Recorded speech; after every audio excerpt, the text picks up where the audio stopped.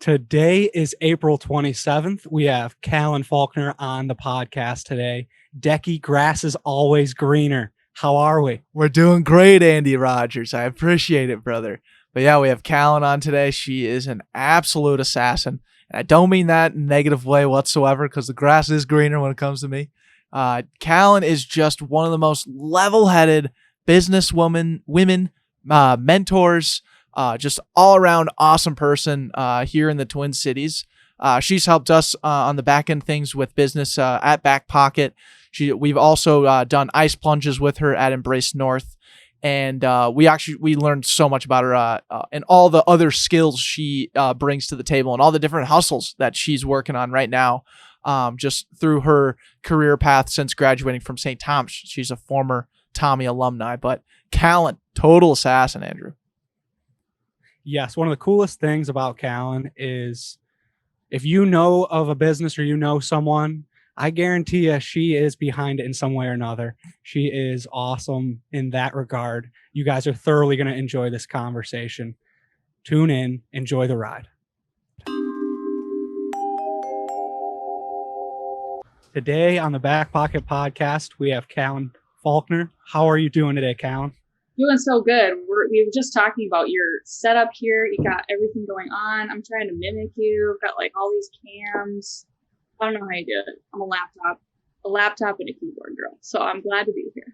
Yeah, that's become my favorite part about these off-location Zoom recording podcasts that we've been doing is we help the guests set up their equipment, and we ask every single like little piece. Do you have this? Well, if you don't have that, do you have your phone? Yeah, it is too funny. And then ring light, make sure that's a little bit higher than the wet. Yeah, I'm like, I don't know. I just ate dinner and I got my water. And Yeah, no, it's great because guess what? The podcast is going to be now fully in 1080p HD, so the YouTube lovers are going to love it. The social media clips are going to rock.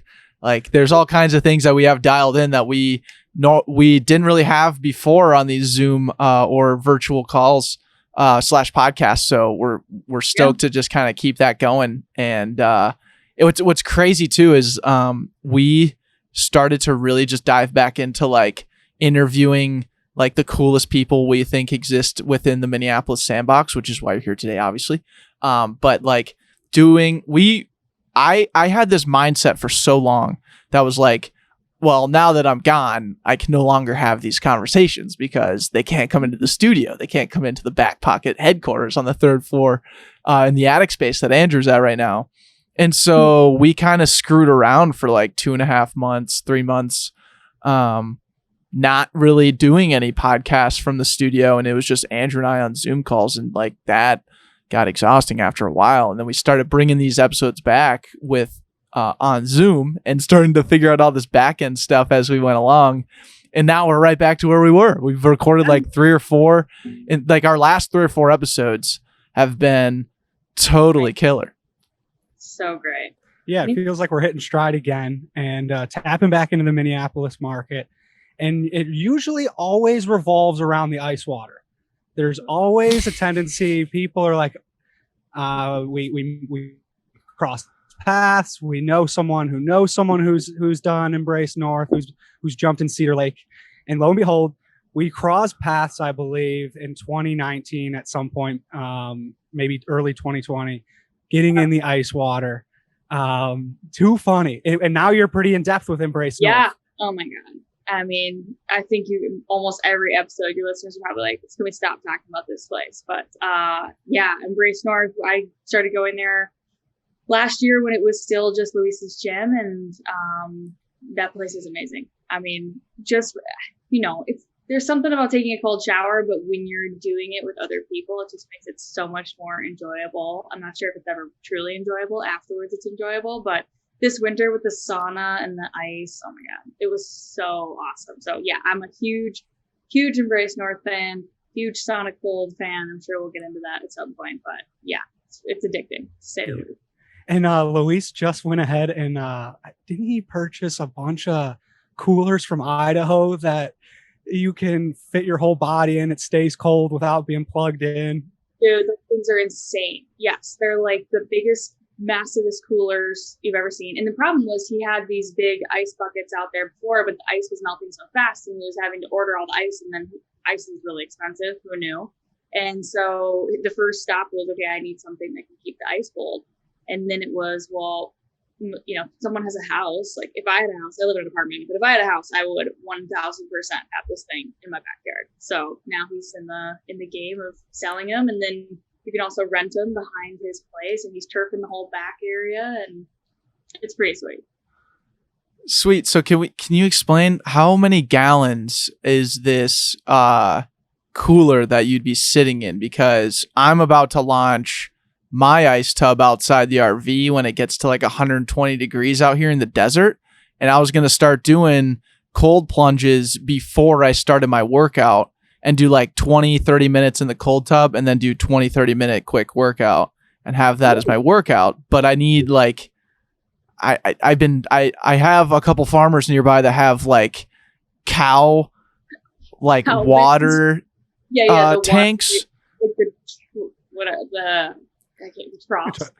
Yeah. Trough. There we go. Yeah. And I can fit in that. And I was like, that's cool, but like that's a ton of water. And then like you just mentioned, ice is expensive. So I'm trying to figure this out myself too. So I kind of need to hear the specs on this thing just so I can find something similar. I don't have exact specs on me, but I know that they definitely fit a massive human. So that's plus.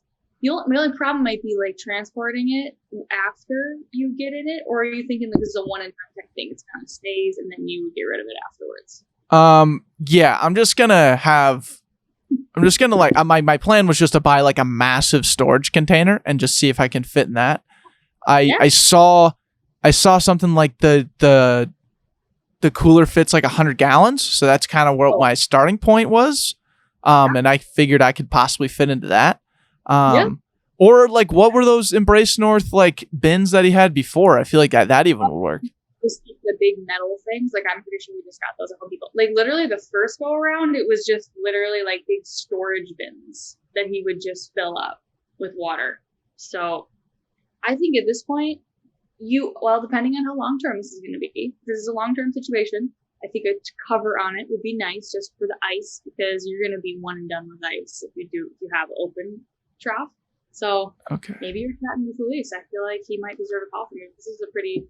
You're a pretty hot customer right now, literally and figuratively. That's a great point. I kind of just want to tap into that. So like, what was I do want to build some context for like who you are, Callan, because you've come into our realm, especially with us being the producers for Straight Candid. Like that's where I've personally really got to know you. First and foremost, I think one of your best qualities is like you're the most cool, calm, collected female businesswoman I've ever met. And like with you wearing that jacket, it looks like you may be a mercenary or like a silent killer. Like you have that vibe to you, and it's awesome. Like you really level the playing field. But I do want to just kind of tap into you a little bit. Like I know you are an advocate and a mentor for female entrepreneurs in the Twin Cities, and you've helped out a lot of people that way. But I would love for you, and I know you're a former Tommy alum, like the both of us. But I would just love for just like a quick intro of kind of what you do on a high end level. Yes, love it. Well, thank you for the kind words, first of all. So high level, I grew up in Edina, so local gal, went to St. Thomas. I played soccer there. I graduated in 2013. I was originally a health and sports science major, but I switched to business my freshman year. Both my parents were in sales. I kind of felt like, okay, I'm probably going to be doing the same thing as them, just knowing what my strengths are, which is building relationships, and I love talking with people. So I flipped over to that.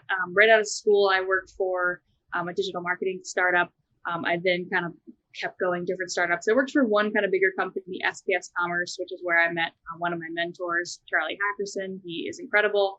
But I have been obsessed with startups. So I knew that was part of the game. I mean, just being an athlete, like in the startup sales world, there's just like the adrenaline rush. There's the emotional roller coaster. There's the high pressure situation, so definitely became addicted to that. I got into kind of big tech sales. I was at a company for 5 years, and unfortunately things were not working out there. I really wasn't enjoying the position, but I was making a ton of money. And I think anyone who's been in that position before, where you just know that you're not happy, but you're making a lot of money, it's interesting, because your whole life you're like, oh my gosh, I can't wait to make all this money. It's going to be so amazing. And then you get there and you're like, oh my God, I can't do it. I mean, I can't. And like, nothing's really worth your happiness. So I left that company and kind of just like started from scratch. I met my business partner. We started a tech consulting firm, and I'm doing that. But really, what I'm doing now is early last year when the pandemic started, I, like everyone, was like, what am I doing with my life? I think everyone like had a just moment of what am I doing? Who am I? What's going on? And I wanted to get into real estate. So I started listening to some podcasts, and I just am not handy at all. Like, I can barely hang a picture. So I'm like, there's no, like, I did not do this. My fiance did this. So if you're seeing it's nice, there's not me. So I'm like, there's no way I'm going to get into houses, because house people, like my best friends, they do houses and they're like, ripping down walls. I'm like, there's no way in hell. So I got into land investing, because with land, you don't have to do anything. You just buy the land, and if it's in a good location, that's great. And there's a lot of other factors that get into it, obviously. So to make a long story short, I went to my financial advisor because I was going to take a bunch of cash out of my accounts. And he was like, what the hell are you doing? So I explained to him what I'm doing and what my land. And then he's my now business partner. So we're 50-50 in our land investing business. To make a really long story longer, I have kind of combined my tech, digital marketing, automation background with land investing. So I now have a company. So I'm doing land investing part-time, and then the other part of my life is teaching land investors how to automate their business with digital marketing and CRM, which has been my whole career for the past 10 years. So it's super bizarre. I'm like in this crazy little world of land investors, and I'm doing a big course, and it's been so incredibly fun. Like, I feel like I've prepared my whole life to be in this position and be in this niche. And so that's a little bit about what I'm doing and who I am. That is incredible. That's so cool.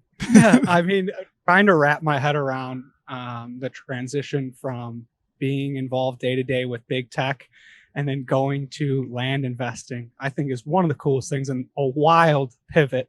What was going through your head initially? Like, you're like, all right, land. I think that's my next step. Like, well, yeah. I mean, of course you're seeing land, and I'm like, I knew I wanted to do something with my money. Like, ultimately I had money sitting there. I'm like, I want to play with it. And, again, back to the adrenaline rush, right? Like, I'm like, I want to make something happen. I want to do something. And we kind of started dabbling in it. This is my business partner and I, and, you get your first deal, right? You like buy property for $6,000 and sell it for 24. And you're like, oh, like, okay. And then you do another one and you buy it for 2 and sell it for 16. You're like, okay, like, all right, we're like, we're getting into it. So that, like, right away, we were like, oh my God, this is so fun. So that was just addicting. So it's just like, you want to put more time and energy into whatever makes you feel great and makes you excited. Of course, there's parts of the business that suck, and like any business.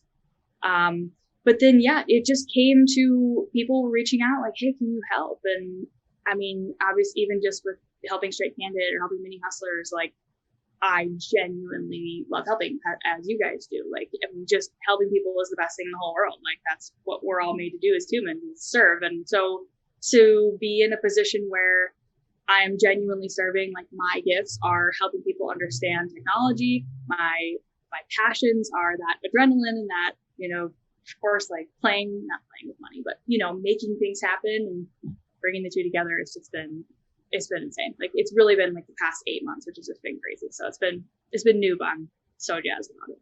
That's sweet. Cause, a lot of these podcasts we've been recording this year have, kind of all had the similar theme of like, the pandemic happened and then I started this. And then like, we've had like, again, probably 8-9 months since that all kind of unfolded, actually more or less a year.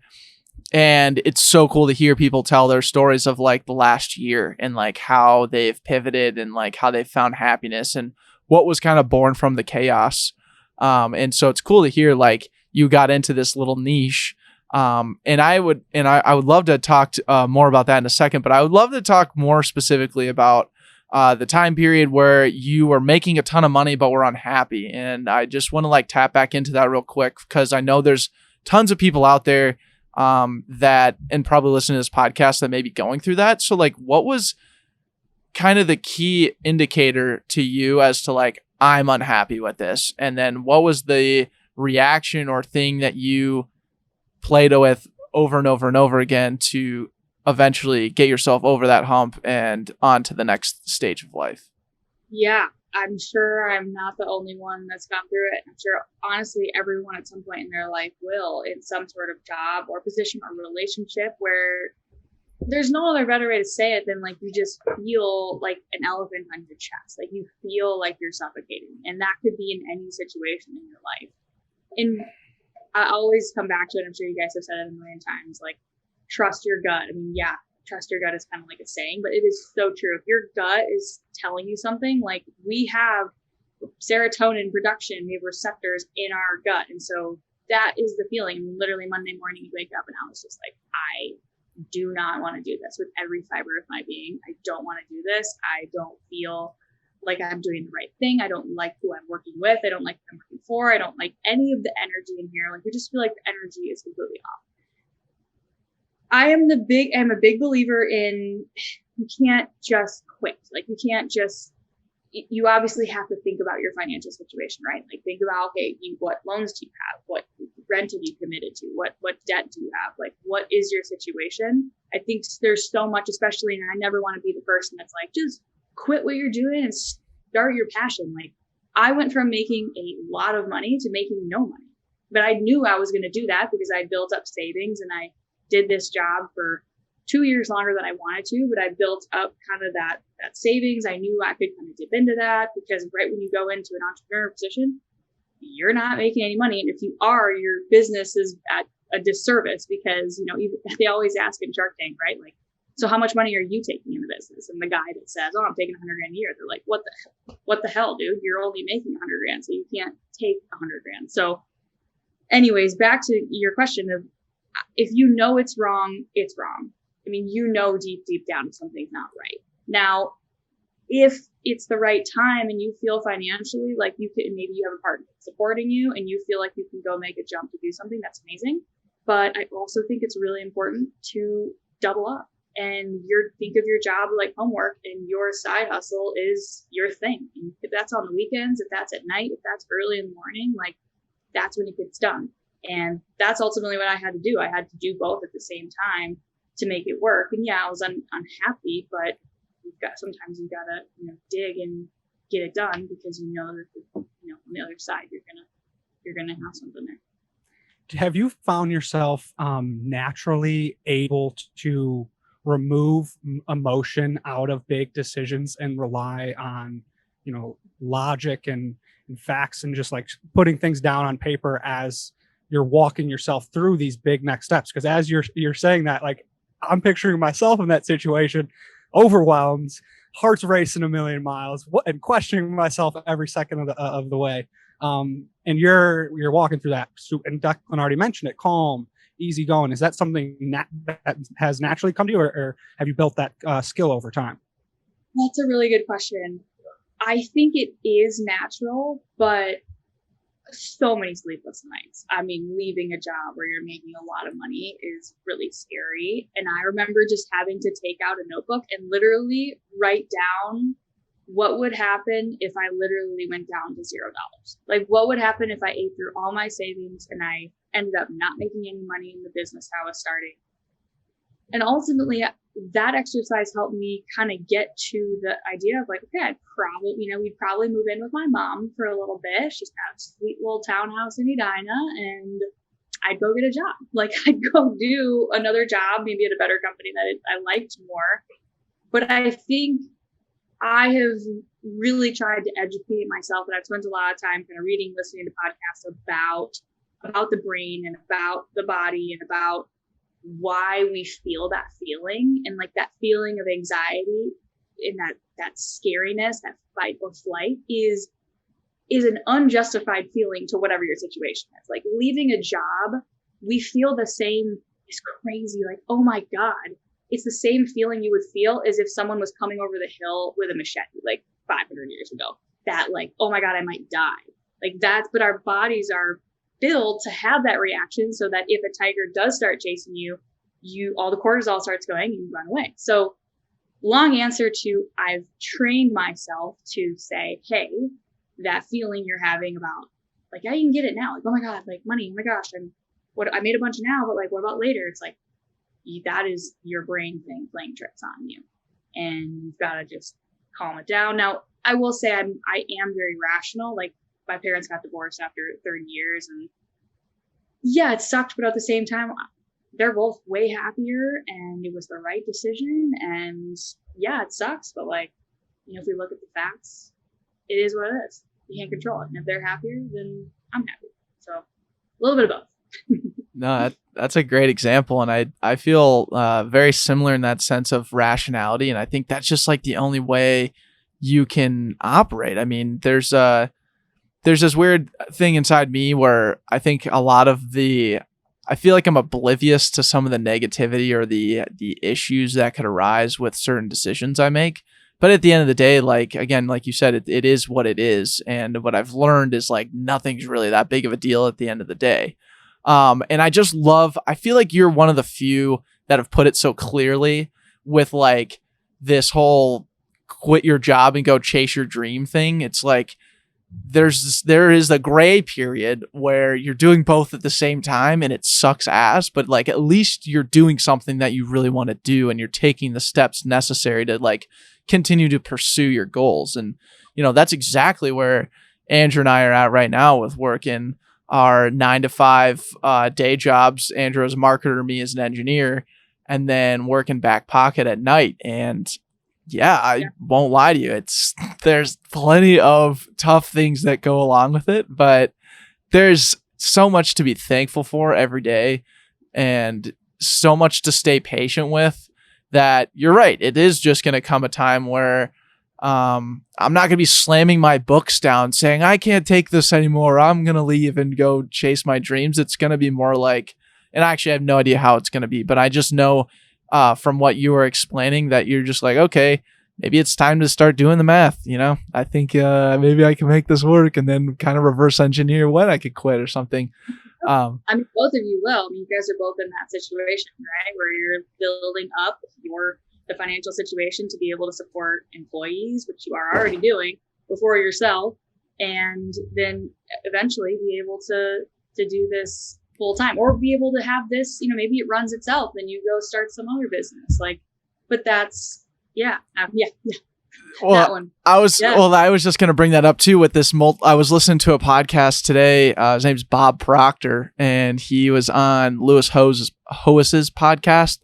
Yeah, Lewis Howes. Yeah. I mean, that guy, as a podcaster, that guy's recorded like 1,000 podcasts. And like, I'm so shocked he asked like the stalest questions ever. But this Bob Proctor guy rocks cheeks, man. I got to say, if you're listening to this, you can go ahead and not listen anymore and go get your ears on Bob Proctor, because that guy is dope. But anyways, he was talking about this idea of like multiple sources of income and how it's like required to like live this awesome, happy life. And I shouldn't say required, but like he was just suggesting very heavily over and over and over and over, like, please have multiple sources of income. This is how you win the money game. It's not about becoming a billionaire. It's about having multiple sources of income. And I was like, oh, okay. I don't have a lot of income and I don't have many sources. And so I was thinking about it, and it was so funny. Like 2 weeks ago, so my landlord, his name's Doyle. I brought him up on the podcast a few times, but I rent this land from him for my RV to tie into, and it's perfect because I'm 2 minutes away from work, and it's awesome. But he was telling me, he's like, Declan, you have to buy land. And I was like, what do you mean I have to buy land? He goes, the land out here is gold. He goes, all you have to do is buy it somewhere around here. It's super cheap. everyone's moving from California. The industry, this area from here to Goodyear or whatever is like gold. You got to do it. And I'm like, how, like, so you just literally buy a plot of land and just barbed wire it off and call it yours, and then you sell it later and it's worth more? He goes, yes. And I was like, how does it? So I'm so glad we're talking today, because I need to like understand like step one of like how to buy land, because it sounds kind of awesome. Step one of buying land is sending letters to people who have owned land for a long time. So it is and you can get as complicated as you want, right? Like you can start skip tracing, you can grab phone numbers, you can grab emails, but there's databases. And Declan, what county are you in Arizona? Do you know? I'm in Tonopah. Tonopah? Okay. Arizona's super hot right now for exactly that reason, because you can flip it or, glamping or just rent it out for camping and whatever. So we can get into that later about things you can do with it. But yeah, I mean, there's databases out there. I mean, all landowner data is all public, right? So if you have a person that owns a property, you've got to have an address on file that the county has that you have to send the tax statements to. So all of those addresses and all those people's names are all public. So the first step is finding that area that you want to invest in. So for us, we follow the demand. So we look at, okay, where is property selling? How fast is it selling? We're talking to realtors. We're talking to people in the area and understanding like, okay, what are people doing with their property? Arizona is super hot for exactly that. Either you buy a property, maybe you lease it out, maybe you subdivide it down into little, slots, and maybe you even sell the slots for actually RV, or you typically rent it out as a park. Or you would buy a plot of land and you can rent it out for, like I said, camping, glamping. You can set it up and have all the things up there. You got to be more physically there for something like that. In my world, typically it's, we're sending out a blast of letters. So we just sent out a bunch of letters to Vero Beach area. And we knew the properties were going to sell for about $100,000 an acre. And so we offered about $30,000 an acre. And we told, we said, hey, we'll pay you cash. We're never going to be the highest, but we are going to be the fastest. We'll be the fastest to get you cash in your pocket. So sure enough, little old Joan, she's in Massachusetts. She's owned the property for 30 years. She gave us a buzz. She said, hey, I was going to build on this property with my husband, but we live in Boston and we will never go down there. So I'll sell it to you for $6,000.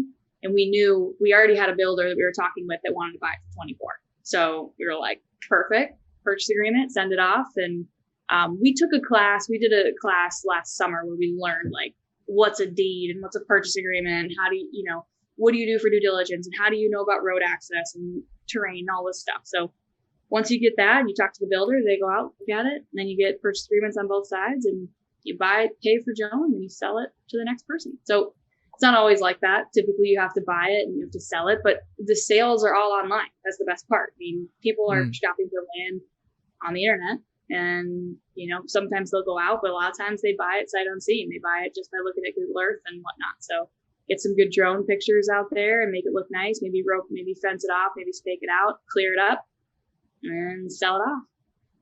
Yeah, that sounds sick. We mentioned Arizona as one of the hotbeds. What are some of the other areas where land is? I'm guessing like Montana.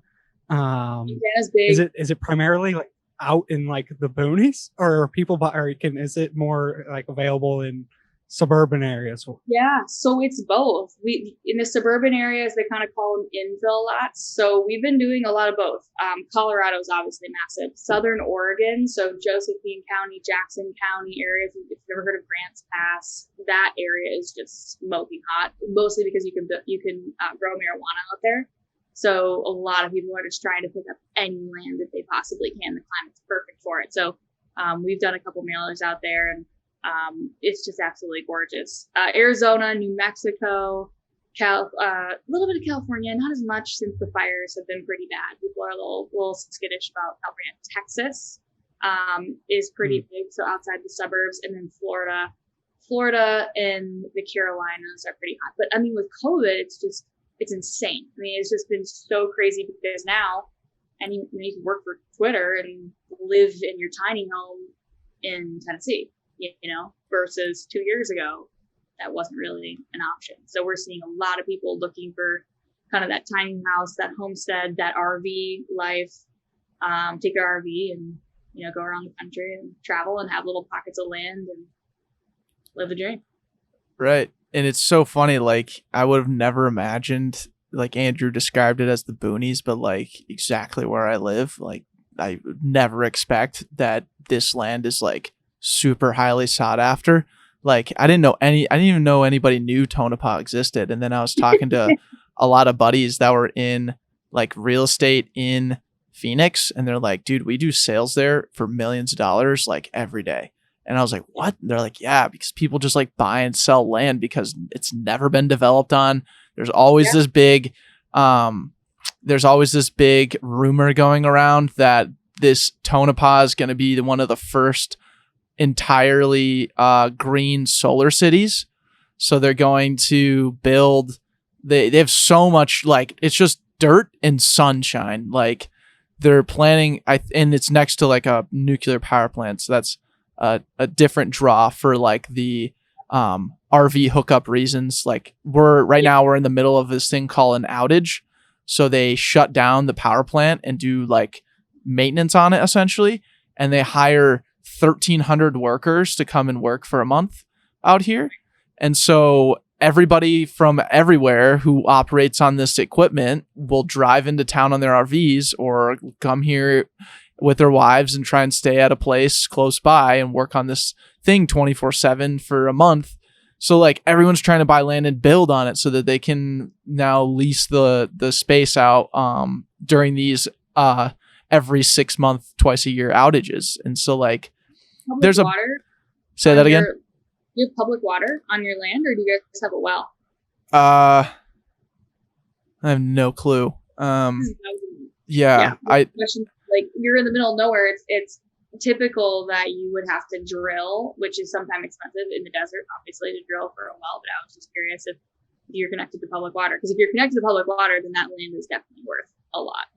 Yeah. And what's so funny was this Doyle guy was telling me, he's like, yeah, you can buy land as cheap as like $1,000 and like that's going to be valuable one day. And I was like, now that's up my alley. Like, I know I don't have any income, but that sounds like a sweet little treat.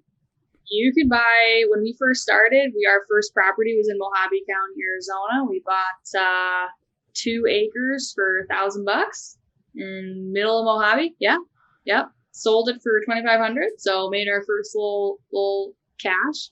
But yeah, I mean, it was middle of nowhere. It was absolutely not literally middle of nowhere, like little shady. Probably wouldn't go out there by myself. Middle of nowhere. Right. Not even sure if like a car could really get there. I mean, I'm sure it could. Just might want to have a little 4-wheel drive or like be in like a TV. Right. But you just, that was not, didn't go then check the land out yourself. You like, oh, no. Okay. No, we've never been to a property that we've purchased. Okay. See, this is like, I need to, okay. So, I guess I have a couple more questions on this now because I'm just enthused. So you have to send out these letters. You have to find out, obviously step 1 of buying land is figuring out who owns it and then reaching out to them, asking for an offer or like if they're offering or willing to sell or. Yeah. We're telling them we either will give them an actual blind, so you call it a blind offer, which means like, I will offer you $1,200 for your property. Now, if you're going to offer that, you got to do your comps, right? You've got to look at the area. What have things sold for? Talk to a realtor. You got to understand that area intimately. Or you can send a range letter. So a range letter would be like, I'm going to offer you $5,000 to $10,000 an acre, depending on access to power, water, septic, all the things. Or just a blind offer, a neutral letter. Like, hey, I want to buy your property. Let's chat. Got it. Okay. So there's those 3 options. And then once you like make the sale, well, I guess I don't necessarily care about all of those in those small details but like, is it like a huge time commitment to be buying and selling land all the time? Like I guess if I'm gonna as someone who is already splitting his time 50-50 between 2 different things, one is like the main source of income, one is looking to like it's a Backpocket makes money, but I'm like the Shark Tank example, like I'm not going to be taking a salary or much income from that. So like, how much more time would I need to be spending if I'm going to be like buying and selling land? I'd say like 8 hours a week. Oh, Like, okay. you know, like, We can do it that. helps to partner with someone. Like if you have another person in your life that is a hustler, willing to, I don't know if you know anyone, but Yeah, I don't know a single yeah. person. Anybody, that'd be willing to, I don't know. The hardest part is just like talking to sellers. Like they're older, they want to chat. They, and that's part of the beauty of it is like building a relationship with them. I talked to Margie last week. She's got 4 acres in gorgeous southern Oregon. Her property will probably sell for $500,000. She wants to sell it for like 300. I'm trying to get her down to like two something. We got to make Margie feel good. That just takes a lot of time. Take a lot of time to make Margie feel good. So it's really like a sale. It's like that's. Oh yeah. You got to make Margie laugh. You got to make her feel so comfortable because she thinks some random ass chick from Minneapolis sends her a letter that wants to buy her property. It's been in her family for 30 years. So immediately she's already like kind of defensive. So right. Just like anything in life. There's a book by Chris Voss called Never Split the Difference. Have you guys ever heard of this book? If not, He's the FBI hostage negotiator. And so he would negotiate like big time kidnappings or hostage situations. Phenomenal book. Unbelievable. Like even if you're just in business or even if you're buying a car, like having some basic negotiation skills are unbelievable. But that book totally has changed my life. But it's time consuming because you really have to like work at it with a negotiation and get a ton of information out of them and make them talk a bunch because when people talk, they feel more comfortable, even if you don't say anything. So I'll get off my soapbox in that book, but that takes a lot of time. Okay. Well, it sounds like a fun learned skill. And like, I guess my hesitation is never like, I get like, obviously I want to make money, but I'm also not trying to spend another 20, 30, 40 hours on making the money because like I'm trying to look at cost per hour of my time because I know how important the time part is. And then like, but like talking to random people about their stuff in efforts to make a sale, I feel like I'm made for that. Oh yeah, you would crush. I mean, there's in any position. I think even if you're ever considering doing any business, I have a virtual assistant. He's in the Philippines. He started at $6 an hour. I pay him $10 an hour because nice. I'm like obsessed with him. He's the best, and I want him to feel really motivated to work with me. But he does like everything for me. I mean, he is doing everything from like every class that I do. He goes through and he adds all the notes and he adds all the timestamps and he's even like answering emails for me now, and he's helping people in my class. Like if you're considering starting a business, I mean, back to your point, Declan, your time is the absolute most valuable thing in your whole life, and you can't get any more of it.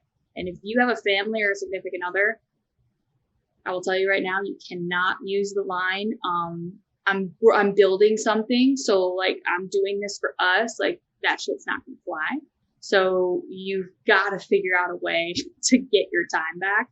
So highly recommend having an assistant, even if you're paying, $12 an hour. You can find a kid at the local community college that would just die to like have some experience. You have to do it. And I think people might think, oh my gosh, I got to spend another couple of $100. It's worth every penny to have something. Yeah, this goes back. Declan and I both read 4 Hour Work Week right after college, and that is to a T. Tim Ferriss, find virtual help and outsource everything. That's been our tagline for the last I don't know, probably 18 months. Deck and I have really honed in on low hanging fruit tasks that we should not be spending our day to day actually doing, but simply overseeing, and that has taken a load off of Backpocket's shoulders. It's crazy how feasible it is too. You go on Upwork, you go on all of these different websites, and the amount of people that are very skilled in foreign countries that you can work all virtually. And now that you're doing it, like we are all doing it as a society, it really makes sense to, and you set yourself up really nicely in that regard. Yeah. And another one is onlinejobs.ph. It's the biggest job repository, or I should say candidate repository in the Philippines. And these guys' English are so good. Like they all learn English as a second language in school. And anyone, seriously, even if you're like running salon. Like to have, just even if you have a family, like it's so important to get some of those, like you said, low-hanging fruit off your plate. Sweet. Exactly. And we'd like to also say congratulations to you and your wife on recently getting married. I'm not sure if a family is close yet, but we're talking family, so I have to say congratulations, Callan. We're getting married. We were supposed to be married already, but with COVID, we're getting married in October. So we're really close. Gotcha. Close to being married, yes. But thank you. Yeah, definitely. We're super excited. We've been together for it'll be 9 years in June. So we've been together for a long time. We met in college, and we're life is amazing, and definitely family in the future. I don't even know how a baby would fit into my current schedule or situation, but I think you make it work. You get one, you have one, and you just do it. And then you never say the words, I'm building something. Or you never say like, yep, I'll definitely take the dog on a walk, and then you get caught up and you don't. Like, just say, no, I don't have time to take the dog on a walk. I feel like we could do a whole podcast just on like serious relationships and building a business at the same time. I mean, even my students at the Land Investors, like a lot of these guys are working full time, so, big wig jobs, and they're doing land investing on the side, and their wife comes in and they're saying like, oh, I'm going to bed. And then he'll say, oh, okay, I'll be there soon. And she'll get super pissed, and he'll be like, I don't know why she's mad. And I'm like, you didn't spend any time with her. That's why she's pissed. So if you're going to do this, figure out a way to do it when she goes to bed and not while she's awake. A couple tweaks here and there, and we can make it work. We just got to be really thoughtful about when we're doing all this extra stuff, and just being I think in life, even now as COVID is ending, oh, can you hang out here? Can you hang out? Oh, we're all vaccinated. Let's get together. Let's do this. Like, I'm totally victim of it, but like saying no. And if you decide you're going to be with your partner that day, or you kind of see a couple days in a row where you're not going to be hanging out with your partner, you got to move it on to the next weekend, because it's just so important. Especially, we've been together for 9 years, so it's like you have to build that time in, or else it just gets sucked away between her family and my family, and our friends and my friends, and this business and that business. And it's just, like you said, back to our time is precious conversation. Yeah, it is the most precious thing. Yeah, absolutely. I think I'm definitely learning that now with like just recently acquiring a girlfriend, and like the why you gotta say it like that, Jack? Is that the worst way to say it? That's probably the worst way to say it. No, but it's one of those things where it's like with like past girlfriends, they would get so pissed at me for not spending time with them, and I would always I never saw it eye to eye, honestly, because I was like, well, I am spending time with you, and just not right now. Oh my God, I was foolish back then, still am, but I think what it comes down to is like the intentionality and the thoughtfulness of like, I want to spend time with this person. That's why we are together. And then it's like, but I also have other things I care about. So it's like work again, you put it simply, it's like do the math and work it into your schedule. And like, as long as you're thoughtful and aware around both of those things, you're never going to go wrong. And at the same time, like communicate like, hey, I got a podcast tonight. Can't hang out tonight, but like tomorrow I can, or whatever. And it's not that I'm like, oh, I have to hang out with her tomorrow, blah, blah. It's like, no, I get to, because like it rocks ass, So yeah, how's it been going with, you're really busy. You work all day, and then you do this on Tuesday nights. You do this other nights. Well, usually we do it on Thursdays, but this week we're doing it on Tuesdays. Okay. And then I usually do like a meeting or two on Tuesdays and Wednesdays, or like the other days. Okay. But they're shorter meetings, and I always book them like either on my way out of work, or I always try and work around the schedule, so I'm not always like, not hanging out with her and whatnot. But yeah, no, I feel like now more than ever, I'm actually like doing really well at like making it like basically having the time with her, because before it wasn't even a blip on my radar. The other part of it too is like having someone who's like equally as independent as you. So like while I'm recording this podcast right now, like she's in the other room doing something like totally productive and fruitful to herself. Like when I tell her I have a podcast, she's not like, oh, I can't hang out with him. It's more like, thank God he's not around. I can get some shit done. So like as having a partner like that, who's not like always needing you there or wanting you there to be as entertainment or just as like be a part of the fruitful part of the relationship or whatever.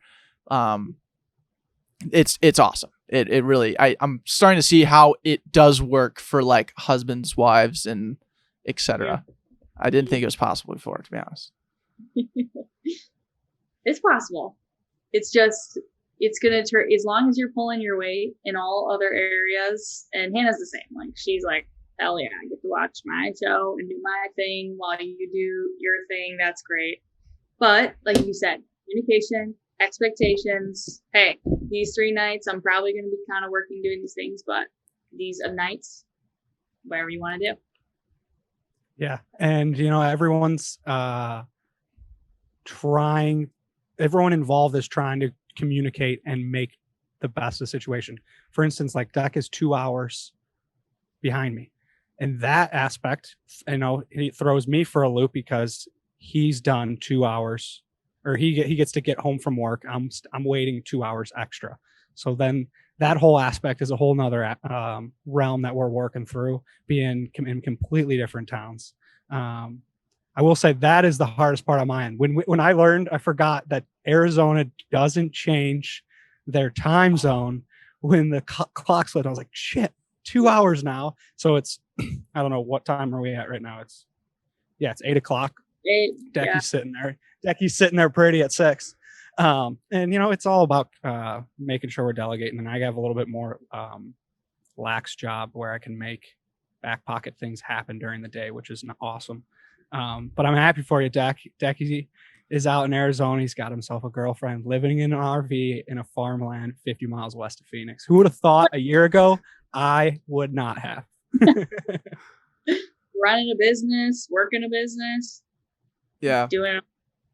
Well, and I think there's something to be said about that. And I know you can for sure provide your own sort of commentary and advice and just life experience with this, Callan. But like, even I think through everything with the pandemic and like even what Andrew's mentioning, like these different nuances that we have to work through while being separate but working together on the same thing, like the communication has to be hardwired more than it ever has. But it's honestly great. Like a great example is this 2-hour time change thing, and how at the beginning of the year we Andrew and I didn't have a schedule of like when we were recording, when we were having meetings, and like when we were doing certain things. And I think just one day, like, and Andrew's really good about this, about just like laying it out there, like, hey dude, this isn't gonna work. Like we need a something to follow, because I'm always like booking, getting meetings on the calendar, making sure things are happening, like making sure we're talking to people. But like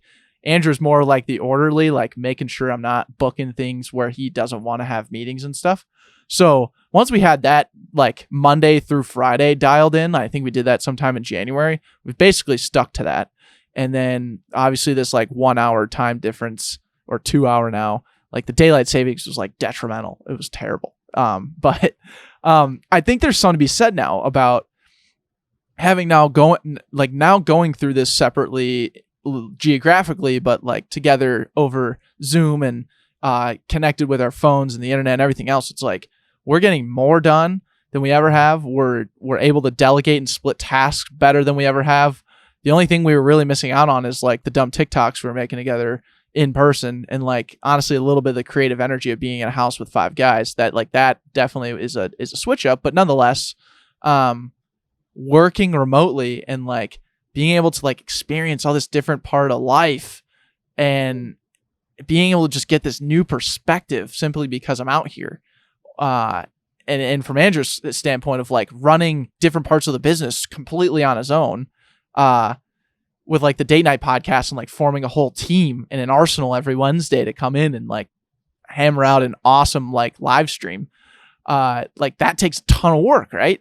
So like there's something to be said about this idea of like going, just like pushing yourself in a new territory and just pushing yourself to this new kind of uncommon ground, but like finding a ton of like stability, success, and just like awesome happiness, honestly. It's amazing. I mean, I think you guys have created systems, I think the systems, I think a lot of people want to set goals, but they don't create the systems to help them get to that place. And it is so important. I mean, even in our land business, every Friday, no matter what, even if it's hurricaning and snowing 10 feet, like we are doing our land business from 9 to 3 on Fridays, no matter what. And just knowing that, it just almost gives you that sigh of relief. You're like, I know we're going to meet Monday. It's all good. We're going to meet on Monday this time to this time. Now, I will say, between the two of you, your relationship is just like any other super serious relationship. Like my relationship with my business partner, we've almost had harder conversations between the two of us than Hannah and I have had the past couple months, because you aren't in an intimate relationship, obviously, but you have extremely intimate conversations, and everything you're doing is so tied emotionally together. Like you have to be on the same wavelength. So Andrew, for example, if you had a really serious relationship right now and you were starting a family, like 7 o'clock probably wouldn't work for this meeting. Like honestly, you guys would have to have some really serious, tough conversations. I'm sure you already have, but you guys have such an amazing relationship. I mean, that's what you're looking for in that business partner, that person where you can just call and be the same as your partner, right? Like you can just open up and say anything you want and what's on your heart. And I even think it's more important in the business. I mean, it's important in your personal relationship, of course, say what you feel, but so important for the two of you to just, hey man, this really bothers me. Like, I don't like it, and let's talk about it. And you guys are both so easygoing. I'm sure that's just pretty natural for you to do that. Yeah, it is pretty natural. And it's comical too when we do get in the points where we gotta we each have to stand up for what we're saying, but then at the end of the day find common ground. And it gets intense. And then after we figure out what the next step is, we just laugh. It's like, geez, like why is it gotta be so hard sometimes? Great. Why were you well, that was super stupid. Yeah. It's awesome. I'm so happy that I have a co-founder in this venture, being with someone every step of the way to see where he's grown and him vice versa with me is one of the coolest aspects, especially doing this as juniors in college and taking it from there.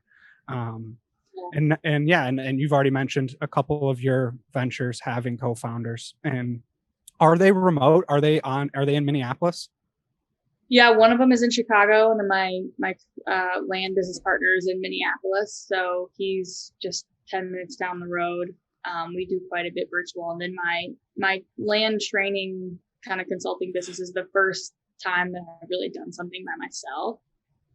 And it is really hard. I mean, I'm sure you guys could say, can you even imagine doing this by yourself, this Backpocket by yourself? Like it wouldn't even happen. Same how I feel about my land investing business. Like it just literally wouldn't happen because there's just so much stuff you have to do that absolutely sucks.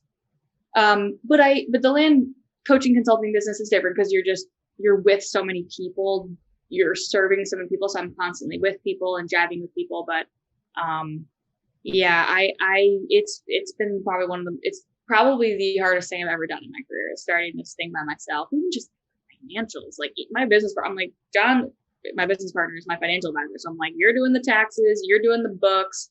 And I know later we're going to get into things I need to work on in one of my average qualities, but financials, man, like I hate it. Everything, the details, the receipts, the expenses. Like I got my new credit cards right here. I'm like, I need to activate them. I hate it. So I hired a bookkeeper and she's the best. She's $15 an hour and she saved my life. So outsource. Just everything that you hate. I mean, you can't do it right away, obviously, like get to the place financially where you can, but the moment you can, don't force yourself to do something you don't want to do. Just don't do it. It's the worst. Yeah. And the reason I asked that, because I'm curious, I'd love to hear your hot take on, with you're a solo entrepreneur, you have business partners, but primarily you don't need an office space, and you're starting to see big companies in that same mindset now where they don't need these big buildings and they don't need to be in cities. You're also in the land business. So I'm curious, where do you see the trend going with the pandemic happening, with people starting to leave big cities? are big companies going to primarily just shut these massive complexes down and say, hey, you can work from home and we're still highly productive as we just were? I think they will. 100%. My whole career, I've been virtual. I think big meetings, of course, getting together. I think there's definitely something to be said for being in person with your team if you are really tight with a team, but that doesn't have to be every week. I mean, that can be, twice a month or once a month. I mean, or if that. I mean, as long as you're building that relationship with somebody. I have clients I've never met in person. I had a client once that I sold $200,000 project to that we didn't even do a video Zoom. It was like all phone calls. I mean, I think it's going to be really interesting to see. Have you guys watched the new WeWork documentary on Hulu? I have not. No. Oh, so good. It's just searching WeWork on Hulu. And I think, yes, the co-working thing was there. I think that was just more about like the community and like meeting people though. Like, I don't think, if you really come down to it, if I'm the most productive version of myself, I'm not driving somewhere. Like, I'm not getting ready, working out, packing my lunch, driving somewhere, staying there all day, coming back home. I mean, like, that is not the most productive version of me. So if I'm a CEO, which one day I will have hopefully many employees, if you don't want to wake up at 8 a.m. and you'd rather sleep till 10, work till 6, I don't give a shit.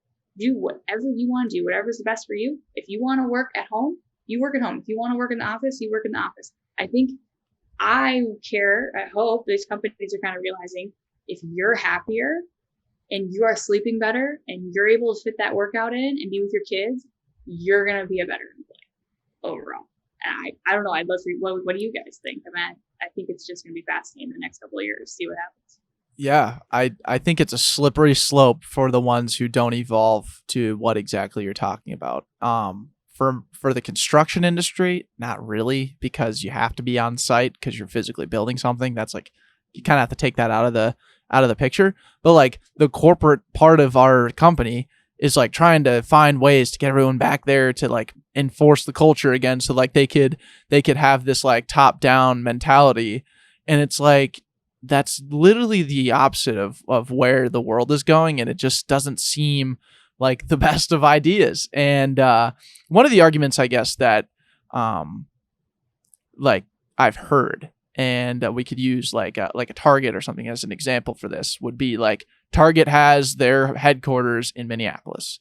If they have all their workers working in their beautiful Target headquarters, then the economy and everybody kind of going downtown and using the parking spaces and going out to eat at the places by the area in the city of Minneapolis, and then they're going to the workout places near the area, and they're utilizing all the different things that have been built basically around all these big redwood companies who've been there forever. So like these big heads at Target or Best Buy or any of these places are going to want people to come back to the office simply so that the economy of the area is risen, and then that's also better for their business if people are in the city. So like, I kind of understand it, but like, why would you force the economy, right? The economy is going to do what it is. And I don't think the things, I mean, and maybe that brings up a whole other topic. Like if no one shows up to work and is working off from home, how does the economy change,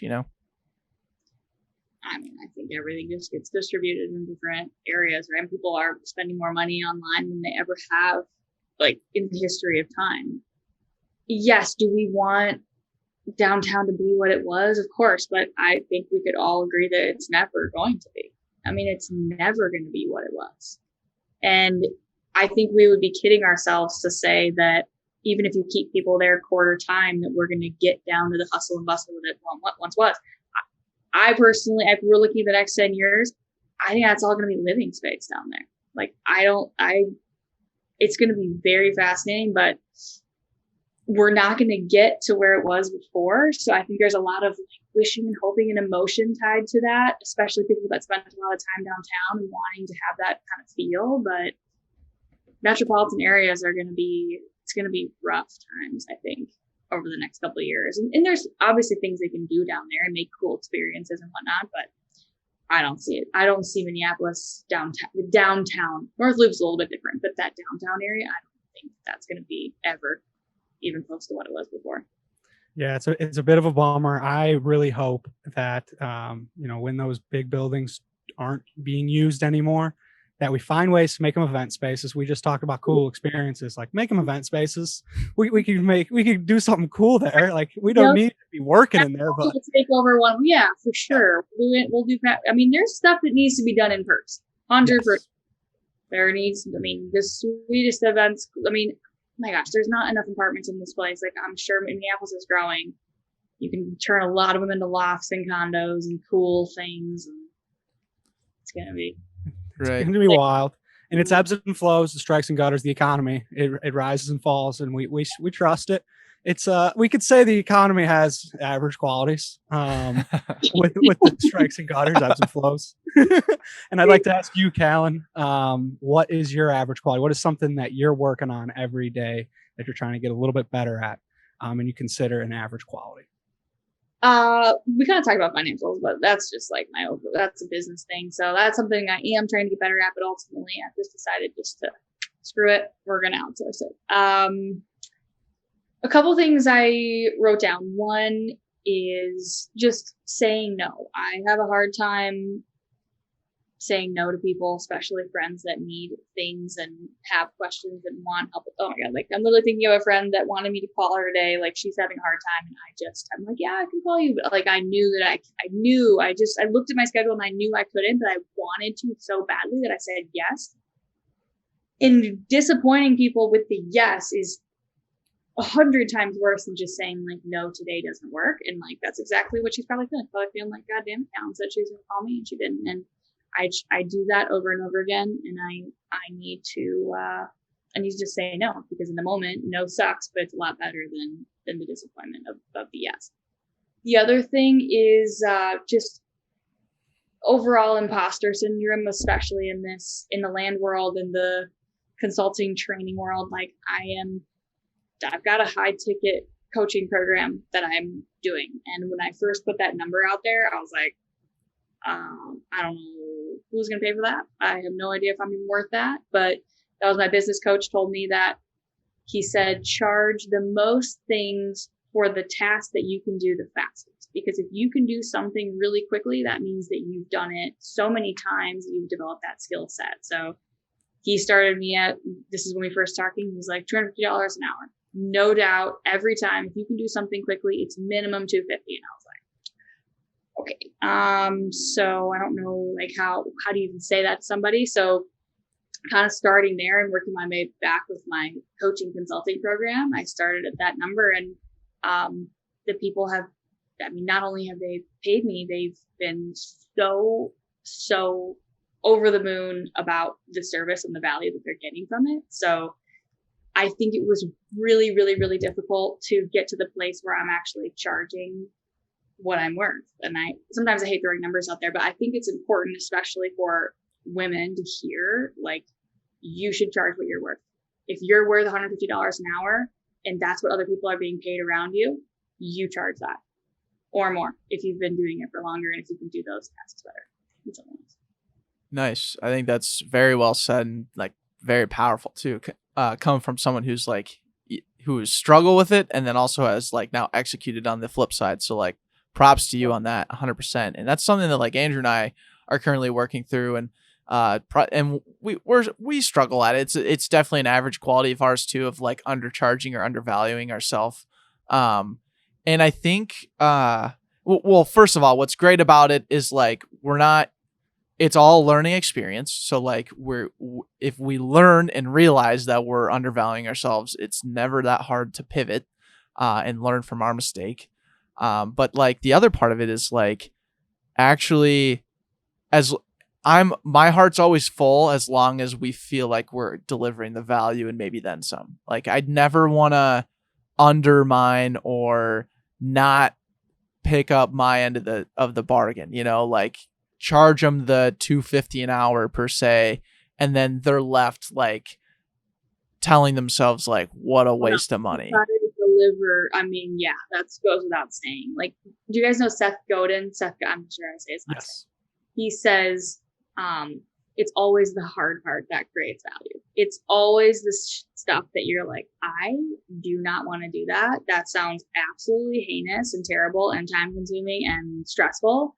But if you go that extra leg and do the thing that no one else does, I mean, you have to. Even in this course I'm doing, like literally all day today, 10 hours, I was going through and building out their homework and just creating the perfect video and redoing the video, right? Like every time, like, oh my God, that's not right. Scripting everything out, making everything perfect, making everything like a fifth grader could come in here and learn how to do this so perfectly. But if you don't do it that way, of course, you're going to charge that and believe where you have to go the extra mile, even though it's very painful. It's painful, but it's worth it. And in these moments, while when you can while you may be second guessing yourself, and pressure's rising and it's turning into stress, what do you have in your back pocket to overcome the situation? What makes you, Callan? I was very lucky to be raised by parents that, for better or for worse, told me that I was awesome and amazing and I could do anything that I wanted. And I think that just genuine confidence has bled through in everything that I do. I know that if I'm put in a situation, I hate to say that Google is like in my back pocket. If I am in the middle of a situation, someone's like, I need you to take apart this MacBook and like change the battery out. Okay, I will probably be able to figure that out. We'll get on YouTube, we'll research it, we'll figure it out. I mean, there's been so many questions, especially in like this tech world, right? Where you're like, someone asks you like, what's the CPV of the IHD? And you're like, absolutely, that's a great question. Yeah, I'll be back to you shortly. Just, you figure it out. Resourcefulness, confidence. If you feel like I can figure this out, know how to do it, I've done it before, I think the world's at your fingertips. Right on. I totally subscribe to that. And I think that part of it's kind of funny because like when someone asks you like, hey, can you do this for me? Or like, what is this? And you tell them like, oh, I'll get back to you. And like literally all you're doing is asking Google and then getting back to them. Like 90% of the time. 90% of the time. You know, it's, and I hate like telling people this, but I'm just like, you know, I don't know the answer. And I've kind of had your problem before, but like, have you tried Googling it? Like, how shitty of a question and response that is of like, I feel like I'm basically calling the other person stupid and I feel terrible sometimes. But I will say, knowing like how to Google things is a skill. Yes. So don't put yourself out, because if you know how to Google it and you put the commas in at the right spot, you ask, Google can like respond to questions pretty well. And you figure it out and you skip the ad. People are like, click on the ad. All right, just let me have your computer. Like, I can't do this. And you ask Google the right question. More times than not, you don't even have to click on a link. It now can show you the answer, like as the homepage. It's incredible. Exactly. I know. Yeah. So Google, it's in the back pocket. Yes. Yeah. No, that's great. You're right. Googling is a skill. I don't know if it's necessarily something you put on your resume, but like it's totally like ask me any question. Right. Like how does I don't know. There's nothing in here. How does my Peloton Bluetooth work? Like, give me the tech specs. I will figure it out for you. Right. Like I need to know how many gallons that big Embrace North thing is, and let me go to work. And. The other thing, if you don't know how to get the answer, I guarantee you, with your guys' experience on Upwork and these, like, you could find a person that knows the answer. Yes. Yes, totally. And what I've realized is like, there's so much to be answered and so much resources that you can find like on Google and obviously through your own research, but like, understanding like the worth of asking questions to people and what those types of questions are, right? Like, Andrew and I are hunting for Bocella sponsors right now. So like if you're out there, maybe you, Callan, maybe anyone else that is interested in like a Bocella sponsorship, like we would want to talk to you. But like Andrew and I, and this is a great example of like the people part of it, of like asking people if they know people who would be interested in Bocella, rather than going to Google and like Googling party advertising brands, or like, you know, just like there's obviously that's kind of a dumb example, but you wouldn't be surprised, or like even going to like Instagram and just like searching for all these different apparel brands, or all these different like brands that sponsor Barstool that maybe want to sponsor us. Like these are all obviously like good like different unique ways to go about it, but like honestly where we find our biggest sales and like the easiest pitches and like the most value gained is when, in the least time spent, Sneaky, is when we just get to ask the people in our own backyard, or ask the people we know, like, hey, any connections for us? Like, what do you got? And you would be so surprised how that search engine is bottomless too. Yes, your sphere of influence. I think that's another thing. If you're kind of on the verge of like, oh, I want to start my own business, I want to do my own thing. If you are in a job that you're working 9 to 5, please continue to network. I know it's so hard in COVID, but coming down to these moments right now, right? Like you're like, how do I find these people? It's like, write down the 10 people, your mentors, the people that you network with, the people that would do anything for you. Like, who are those people? And nurturing those relationships, you have to think of it like currency, because you don't know when you're going to need to reach out and ask. And even if it's people that you're like, oh, I don't know if I'd ever really need anything from them. Like, they're really successful, but like, just do something for them. Ask them if they need help with a project. Just reach out, have coffee, buy them coffee. Like, be that little extra person. Ask them about their family. Send them a card. Like, just do the extra things, because to your point exactly, you need sponsors. Okay. Well, if you guys have been nurturing these relationships, and the podcast has been just probably the most incredible thing ever to nurture relationships. You've got a whole Rolodex of people that I can reach out to and say, hey, we need some bucks for our thing. Just toss it over, please. Here's our Venmo. Here's our Venmo. All right, fine. Right. And I mean, that's the one-off thing that makes Backpocket like just incredible. But the ability to have this many people, like have a close tie to this many people in the Twin Cities, that will just say, hey, you want to go do this with me? Or I can message someone and say, hey, anything. It's literally anything. And I am so blown away by the power of Backpocket. No matter the dollar amount that we ever bring in, the amount of impact, the one-to-one impact that we've had a chance to deliver, I can hang my hat on that, and I'm so proud of it. And that I really think like one great example is with Luis.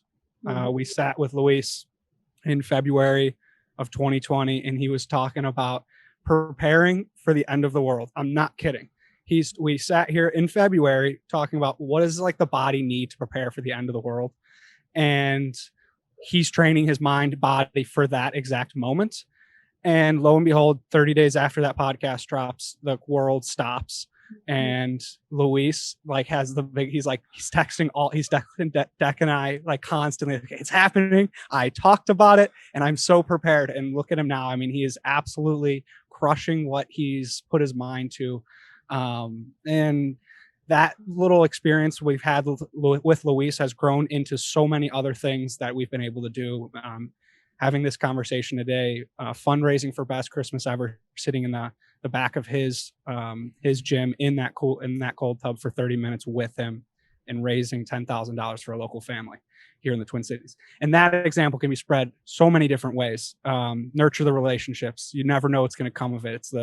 That is one thing that I very much so enjoy doing daily. The best. Yeah. But nonetheless, it is kind of challenging to like keep up with relationships sometimes, but you'd be surprised. Like, what's nice about Backpocket is like sometimes it's honestly a challenge to like at times it's a challenge to like put the podcast out, and like there's a lot of things that you got to operate on the back end to make sure it happens.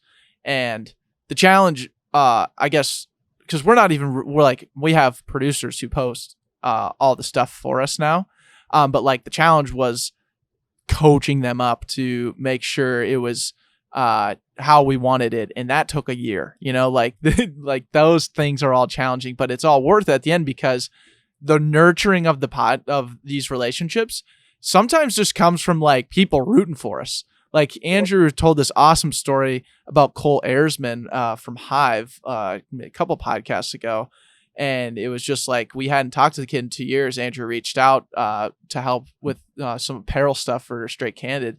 And he was like, it was like picking up right where he left off. So it's not even like the nurturing of like, you constantly have to be hitting these people up once a quarter. It's honestly just like living out your thing, and the social media is going to help kind of connect and nurture naturally.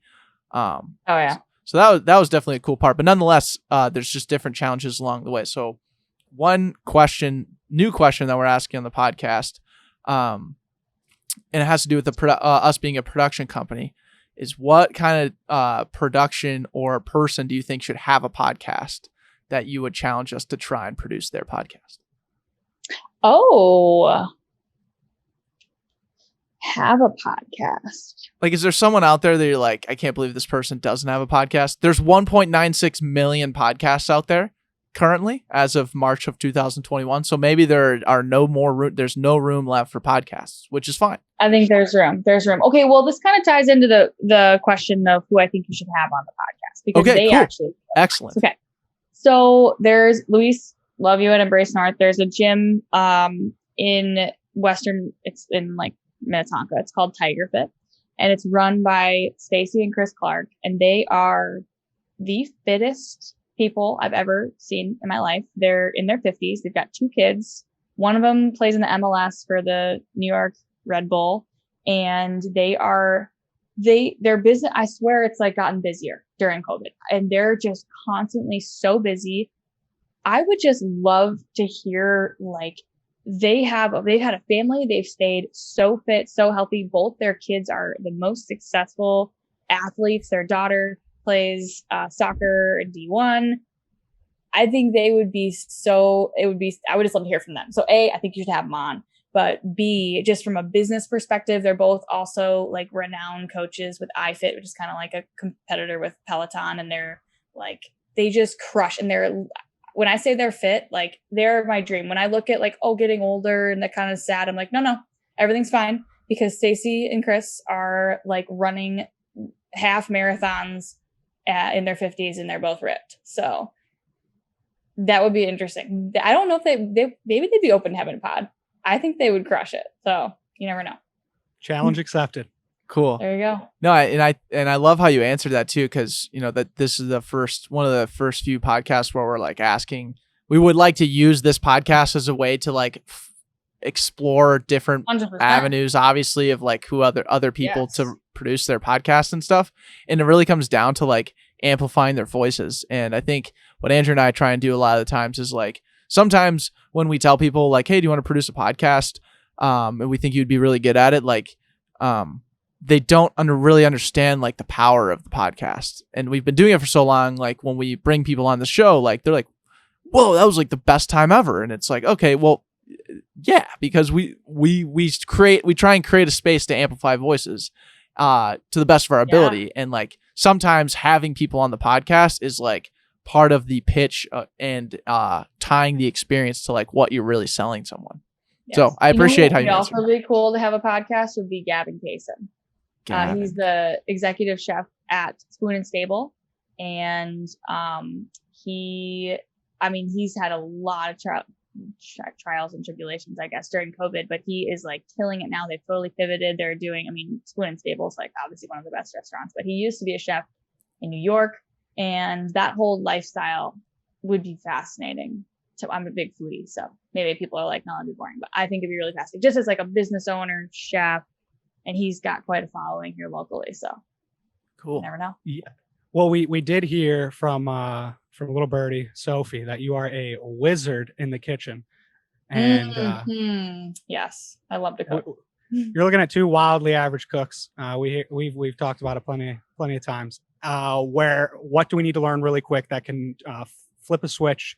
I got you. Got a girlfriend. Yep. I'm always looking to I got you. Okay. It's very simple. Anyone can be a great cook. I know you've heard it 1,000 times. Oh yeah, anyone can be a great cook. What you need is really good ingredients, specifically very good spices. So everyone that's listening, I want you to go to spicehouse.com. It's out of Chicago. And They've got the absolute best spices. They have spice blends. They've got actual regular spices, but they're spice blends, like their garlic pepper and their Ukrainian village, which is like kind of like a ranch salt. They've got like a maple garlic seasoning. Here's the deal. If you are a average cook and you can at least like put a burger on the grill, and please don't smash your burger down on the grill. All the juices will come out. That's what makes it juicy. That's what makes it nice. And barely touch it when you're making a burger, like very gentle, and then just put it on the grill and let it sear, flip it, let it sear, and then put some nice seasonings in there. Put some nice spices in there, maybe chop some onions, put that in there. I could talk about cooking all day long, but I think there's also just like take a cooking class. Like we took a grilling class and just learning about steak, like learn about cooking a steak. Like the best way to cook a steak, if you get some ribeyes at the store, Google this, reverse sear, put it in the fridge, salt it, let it open air in the fridge, get all the moisture off of it, put it in the oven at like 195 for like 45 minutes, let it get to that lower temperature, like 105, then sear it. It'll be the most tender thing you've ever had. Make sure you salt it beforehand. We could talk about this. I just need to stop talking because we could just go on and on, but really good spices, take some cooking classes, put some time and energy into it, and I guarantee you it will change your life. Nice. It seems like honestly, the time I've ever put into cooking, exactly like this kind of cooking class thing. Like I've Googled a few tips and tricks here with like making chicken breast or something. Like they're learned skills. Like the 45-minute cooking class where you learn the process of like how to make it. Yes. Like that's life, man. Like that's cooking for your kids that way. Etc. So like, I love it. I also, the Spice Avenue, like who would have thought? Spice House. I'm going right there. Absolutely. Do it. All the blends. I'll send you my notes. I have like all my favorite blends. But yeah, New York Times cooking is really great. But yeah, YouTube, watch it. Like watch them cook it before you make it. I've made so much bad food. Oh my God. I've messed up like a brisket. I've made 10 times. It was bad 9 times. And then the 10th time you're like, okay, I learned all this stuff. Like messing up is the beauty of it. That's how you learn. Where's your favorite place to shop for said ingredients or food? Well, we do it all up. Whole Foods is kind of like our go-to for our meats, but we do since I've been spending a lot of time at Embrace North, Linden Hills Co-op is fantastic. We do a lot of Trader Joe's though, because Trader Joe's is just a great price. I love Trader Joe's. Love a good deal. And they've got some good, produce if you're doing, like we did sushi night the other night. And so like all the produce got that at Trader Joe's, but hot take is the good Asian grocery stores are the absolute best. So there's one in Minneapolis called United Noodle, and it's the best thing ever. All the produce is so inexpensive. They've got all these different types of greens and fruits, and it's the hole in the wall places that are the best. Oh, first time you'll be a note little to self. Yeah, note to self. United Noodle. Go over there. Highly recommend it. Too good. Well, Callan, we'll ask you our final question here. A simple question. From the moment that you woke up to when we are having this conversation right now, what did you learn today? Okay, this is a really random thing that I learned, but I have to tell. So we're going to Colorado. We're going for like 11 days, and we're going to Aspen. And so we are flying into Denver, and I'm booking a car. So originally our trip was planned and we were going to do 10 days, but this morning we were like, let's go 11 because we're going to go see Hannah's best friend who lives in Steamboat. So the car costs $875. It's an SUV for 10 days.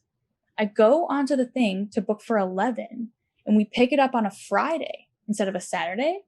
And the car is $825 for 11 days, but you're picking it up on a Friday.